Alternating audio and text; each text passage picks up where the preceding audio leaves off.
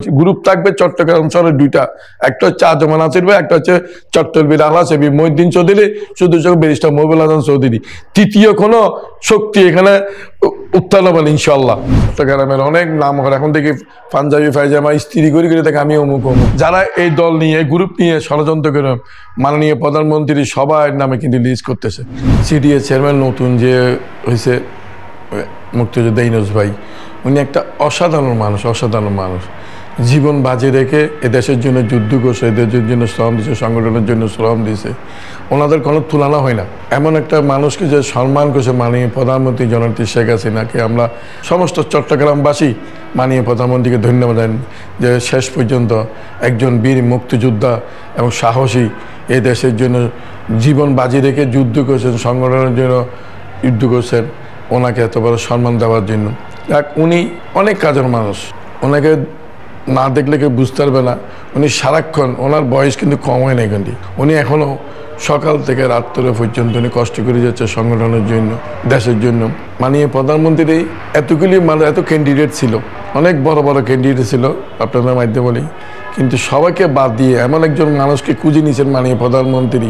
এটা কল্পনীয়, এটা চট্টগ্রামবাসীর জন্য অনেক গৌরবের ব্যাপার। ওনারা অনেক কষ্ট করছে এই দেশের জন্য, সংগঠনের জন্য। আমি মনে করি উনি একজন দক্ষ মানুষ, ওনাকে দেখলে কিন্তু উনি অনেক কাজের মানুষ। আজকে যাদেরকে মূল্যায়ন করাইছে মাননীয় প্রধানমন্ত্রী, এগুলো একটা সংগঠনের জন্য, দেশের জন্য অনেক কষ্ট করছে। তার মধ্যে চট্টলবীর আলহাস এবি মহিউদ্দিনের সুযোগ্য সন্তান ব্যারিস্টার মহিবুল হাসান চৌধুরী। আমাদের যারা বলি আর আমরা ছেলে ছোট হলে কিন্তু মান অনেক বড়।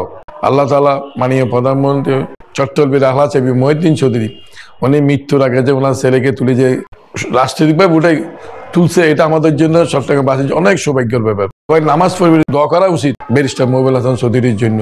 মুক্তিযোদ্ধা ইউনূস ভাই কোনোদিন লোভ লালসা নাই, উনি সারাক্ষণ 24 ঘন্টার মধ্যে 20 ঘন্টা থাকতো চট্টলবীরের সাথে, কোনোদিন মানে পদবি লোভ লালসা এগুলি উনি ছিল না। চট্টগ্রামের মধ্যে বঙ্গবন্ধু মারা যাওয়ার পরে প্রথম প্রতিবাদ খালি হচ্ছে মৌলভী শহীদ, এরপর হচ্ছে মুক্তিযোদ্ধা ইউনূস ভাই 7 বছর এক নাগারে জেল খাটছে এই সংগ্রামের জন্য। বঙ্গবন্ধু মারা যাওয়ার কে প্রতিবাদ করে একজন করছে উনি, যে চট্টগ্রামে দুইজনেই মুক্তিযোদ্ধা। একজন হচ্ছে চট্টগ্রাম সিটি কর্পোরেশন মাননীয় মেয়র আমাদের শ্রদ্ধাভাজন রেজাউল করিম ভাই, আরেকজন চট্টগ্রাম সিডিএর সদ্য চেয়ারম্যান মুক্তিযোদ্ধা ইউনূস ভাই। ওরা দুইজন এখন বন্ধু।